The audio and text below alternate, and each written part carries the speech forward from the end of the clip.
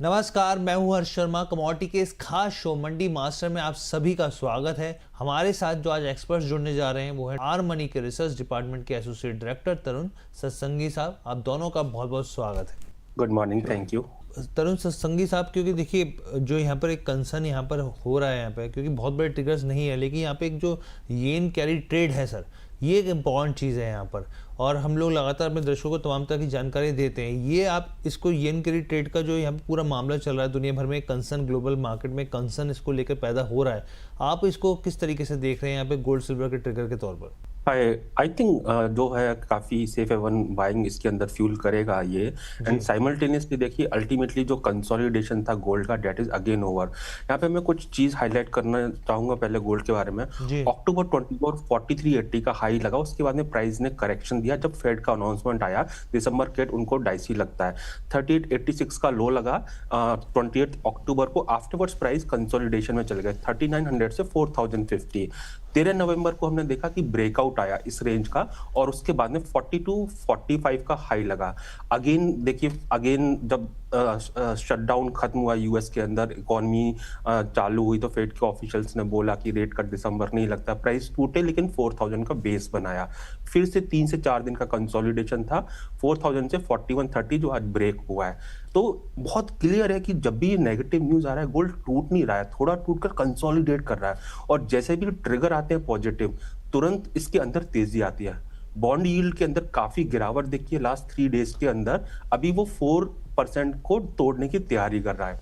Dollar index 3 दिन से consolidation कर रहा है, बट हमको ये नहीं भूलना चाहिए इस साल 100.60 के ऊपर नहीं गया है, और ब्रॉडर रेंज इसका सेलिंग का रहा है। अब क्योंकि फेड ने की रेट कट की जो प्रोबेबिलिटी है 78% हो चुकी है। दूसरा, हमने पहले लास्ट वीक भी कहा था, जो नॉन फार्म पेरोल का डेटा आया था वो एक्चुअली फैब्रिकेटेड है, मार्केट ने डाइजेस्ट नहीं किया। और ये भी एक कारण है कि हमने देखा कि अल्टीमेटली मार्केट मान के चल रहा है अक्टूबर और नवंबर के जो डेटा आएंगे वो वीकर आएंगे। उस कर्व के हिसाब से मार्केट में फिर से तेजी आते हुई देखी है। डॉलर इंडेक्स जब तक 100.60 के ऊपर नहीं जाएगा, टूटेगा तो गोल्ड को फर्दर फ्यूल करेगा। मुझे ऐसा लगता है गोल्ड फिर से शॉर्ट टर्म में तेजी दिखाएगा। 4245 इमीडिएट टारगेट लिया जा सकता है, उसके ऊपर चलेगा तो जो रिकॉर्ड हाई 20 अक्टूबर को बनाया था 4380, वहां तक प्राइस जाने की संभावना है। हमारे मार्केट में भी लगता है 1,28,000 शॉर्ट टर्म में गोल्ड के प्राइस आने चाहिए जी। ठीक है, यहाँ पर तो ये एक चीज़ जो है यहाँ पर निकल के जो सर ने यहाँ पे पूरी क्लैरिटी से दे दी यहाँ पे तरुण सर ने। तरुण जी, आपसे मेरा सवाल है गुंजन जी के लेके, माफ़ कीजिएगा, बहुत सारे स्पेसिफिक सवाल भी हम लोग एक एक करके लेंगे, लेकिन हाँ, राजेश जी का सवाल लेते हैं। कह रहे हैं कि I want to invest in silver on the present rate, please suggest me, thank you. तो तरुण सर, ये बताइए कि अभी जो मौजूदा भाव में क्या यहाँ पर सिल्वर में निवेश करना एक सही कदम होगा यहाँ पर रणनीति के लिहाज से भी? देखिए, अगर इन्वेस्टमेंट हमारा टारगेट है तो प्राइस सारे अच्छे होते हैं। ट्रेडिंग है तो प्राइस कभी अच्छे होते हैं, कभी नहीं होते हैं। इन्वेस्टमेंट के हिसाब से अभी भी अच्छा है। 1,50,000 का बेस बना के प्राइस फिर से ऊपर उठे हैं। हमें ऐसा लगता है, देखिए, जब तक 1,39,000 के नीचे नहीं चलेगा सिल्वर, तब तक मेजर जो इसके अंदर मूव आएगा वो तेजी का आएगा। शॉर्ट टर्म में 1,65,000, 1,70,000 के ऊपर चलना चालू किया तो फिर 2 लाख के प्राइस एमसीएक्स में देखने को मिल सकते हैं। स्पॉट का प्रीमियम मेरे हिसाब से 5 से 10,000 रुपए का प्लस माइनस हो सकता है, प्लस साइड में ही होगा। दूसरा, देखिए, ultimately silver market tight market है, सप्लाई कम है, डिमांड ज्यादा है। एंड ये चीज जो है अल्टीमेटली इस कमोडिटी को इवन हेडिंग टुवर्ड्स 2026 इसके जो आउटलुक को है काफी प्रॉमिसिंग रखेगी, और इसके अंदर रिटर्न्स हमको आते हुए देखेंगे जी। यहाँ पर तो ये आपने क्लैरिटी दी, लेकिन सर सिल्वर पे बात हो रही है तो ये हमारे दर्शकों को ये बताइए कि कोई आपकी ट्रेडिंग कॉल है सिल्वर को लेकर तो प्लीज़ साझा कीजिए। या देखिए, वैसे तो मैं शॉर्ट टर्म और इंट्राडे प्ले नहीं करता, लेकिन काफी अच्छा ब्रेकआउट आया है। किसी भी ड्रॉप के चलते अगर 1,54,000 1,53,500 का प्राइस मिलता है, जो कि इंट्राडे में पॉसिबिलिटी हो सकती है कल, क्योंकि हमने शार्प रनअप देखा है, वहां पर बाय किया जा सकता है। 1,50,000 के नीचे का स्टॉप लॉस मेंटेन किया जा सकता है। और मुझे ऐसा लगता है जब तक 1,50,000 के ऊपर प्राइस है, 1,62,500 in the days to come silver के प्राइस आते हुए नजर आएंगे। ठीक है, यहाँ पे सर ने बता दिया यहाँ पे कि देखिए टारगेट्स पहले तो आपको खरीदारी करनी है यहाँ पे किन लेवल्स पर, यहाँ पर 1,53,500 के टारगेट जो है 1,62,500 आते हुए देख सकते हैं यहाँ पे। स्टॉप लॉस जो है आपको 1.5 लाख रुपए यहाँ पे जो है वो ध्यान देना है यहाँ पे। तो तरुण सर, आपके हिसाब से इशिका जी ने जो यहाँ पे 1,57,000 पर 2 लॉट खरीदे हैं सिल्वर के, आपको क्या लग रहा है किस तरीके की यहाँ पर रणनीति है, सही है नहीं है, क्या स्ट्रेटेजी अपनानी चाहिए यहाँ पे?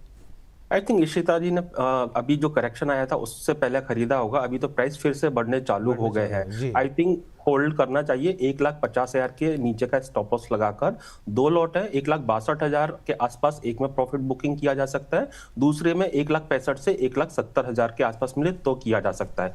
मेजर ब्रेकआउट तभी होगा जब 1,70,000 के ऊपर डोमेस्टिक मार्केट में चलेगा, $54.50 कॉमेक्स स्पॉट ब्रेक करेगा।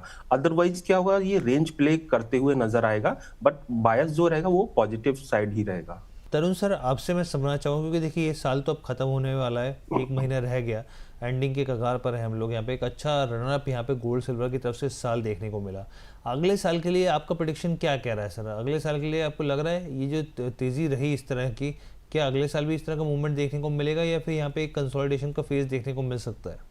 आई थिंक जिस तरीके से अभी ग्लोबल मार्केट और यूएस का सिचुएशन है, मुझे ऐसा लगता है कि gold will continue to perform going forward in the next year also. But यहाँ पर बस मैं ये कहना चाहूंगा, इस साल गोल्ड सिल्वर में अच्छा रन आया, ऑफ लेट सिल्वर ने पैचअप किया और दोनों में उम्दा रिटर्न है। नेक्स्ट ईयर जो आउट परफॉर्मेंस आएगा वो सिल्वर में आएगा। So ultimately we are having positive view in both the commodities for next year, but silver will outperform the gold. Tarun sir, आपको लग रहा है कि ओवर सप्लाई का कंसर्न है यहाँ पर? या सप्लाई ज्यादा है, बढ़ेगा नहीं। लाइक हमने देखा है कि since last couple of months oil के प्राइस नहीं चल पा रहे हैं। नेक्स्ट ईयर जो ग्लोबल सप्लाई है वो एक्चुअली डिमांड से 4 मिलियन बैरल पर डे ज्यादा रहेगी। इन सच अ सिचुएशन ऑयल के प्राइस के अंदर जो रैली आएगी वो टिकेगी नहीं।